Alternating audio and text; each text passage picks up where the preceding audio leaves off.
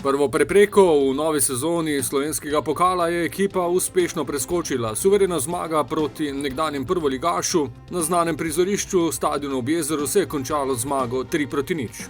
Kljub številnim spremembam v prvi enajsterici, vsega skupaj je Mauro Camoranesi posegel po 5 spremembah v prvi enajsterici, je ekipa od začetka dajala vtis, da želi tekmo hitro odločiti v svojo prid. Najprej v 21. minuti priložnost po podaji Kolmaniča v kazenski prostor Tavares. V 23. minuti, le 2 minuti zatem, ponovno Tavares z prostega strela.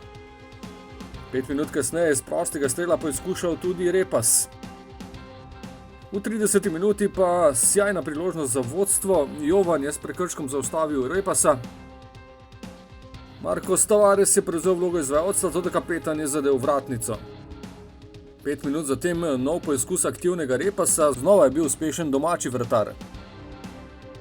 Obleganje domačega gola tudi v 37. minuti v dvojni kombinaciji Mlakarja in Repasa. V 40. minuti pa gostitelji nevarno, Hrovat z 20 metrov, Jug se je izkazal.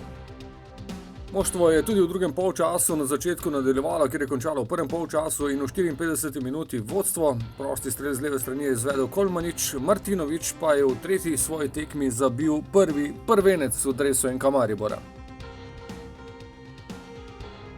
Kapetan Tavares je bil tudi v drugem polčasu nekajkrat nevarno pri strelu. V 79. minuti pa je vendarle prišel do svojega zadetka, in sicer na fenomenalen način, atraktivne škarjice za 2-0.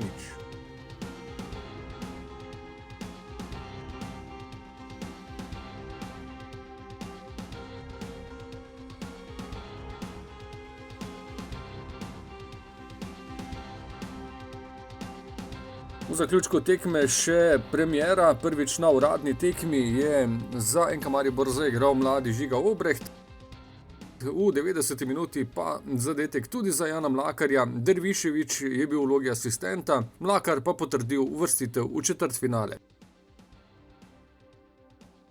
Ja, samozavest definitivno nam raste, dosegamo veliko zadetkov, odzadaj smo zdaj pač držali 2 tekmi 0.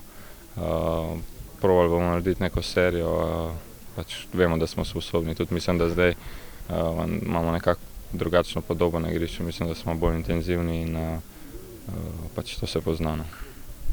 Ma no, la preparazione era molto semplice perché sapevamo noi che abbiamo tante partite da giocare, quindi cercare di fare un mix tra i giocatori di sabato scorso e quelli che non avevano avuto minuti.